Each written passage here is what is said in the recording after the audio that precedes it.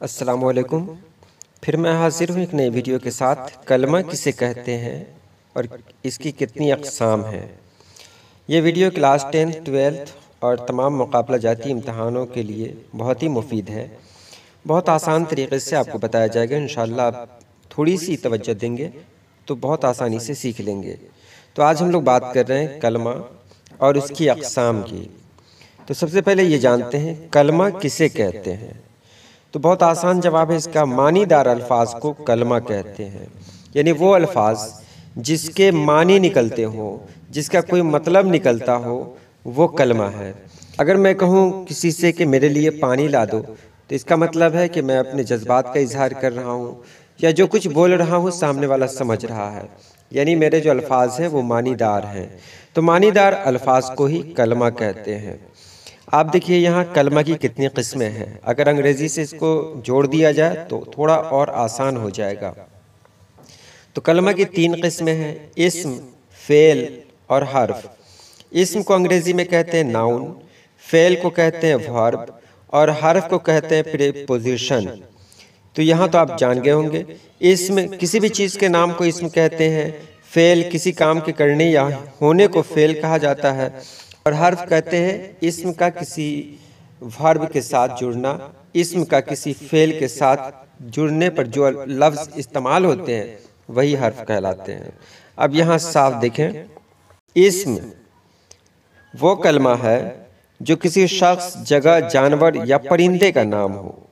यानी इस्म वो कलमा है जिससे किसी चीज़, जगह, जानवर, आदमी, परिंदे के नाम का पता चले, जैसे मेज़, दहली, अहमद, दरख्त, कराची वगैरह। फ़ेल कहते हैं, फ़ेल काम को कहा जाता है, यानी जिससे काम का करना या होना पता चले। जैसे मैं दौड़ रहा हूँ तो इसमें दौड़ना काम है, वो हंस रहा है तो हंसना भी काम है, मैं खेल रहा हूँ तो खेलना भी काम है, वो रिक्शा चला रहा है तो रिक्शा चलाना भी काम है। तो ये सब जिससे काम का करना या होना समझा जाए उसे फ़ेल कहते हैं। और आगे है हर्फ। हर्फ किसे कहते हैं? तो हर्फ वो अल्फाज जो ना तो किसी का नाम हो न किसी काम का इजहार करते हो, यानी जो न इस्म हो और न फ़ेल हो, बल्कि इस्म और फ़ेल के साथ मिलकर अपने मानी जाहिर करते हो, यानी नाउन को वर्ब से जोड़ता हो। जैसे वह गाड़ी से जा रहा है, तो गाड़ी से, गाड़ी तो नाउन हुआ यानी गाड़ी इस्म है और जाना फ़ेल हो गया। इस्म को फ़ेल से जोड़ने के लिए से का इस्तेमाल किया गया है, यही से हर्फ कहलाता है। अब देखें इसमें हर्फ की अगर तब्दीली हो जाए, वह गाड़ी से जा रहा है, से हर्फ है। वो गाड़ी तक जा रहा है, तक हर्फ है। वो गाड़ी में जा रहा है, में भी हर्फ है। तो इससे मानी ही बदल जाता है, यानी हर्फ वह लफ्ज़ है जिससे जो इस्म को फ़ेल से जोड़ता है और एक ख़ास मानी देता है। तो ये हो गया इस्म, फ़ेल और हर्फ के बारे में। अब चलिए कुछ मिसालों के ज़रिए हम देखते हैं। बिल्ली दूध पी रही है, तो देखें बिल्ली भी इस्म है, दूध भी इस्म है। अब पीना, पीना ये क्या है? फ़ेल है।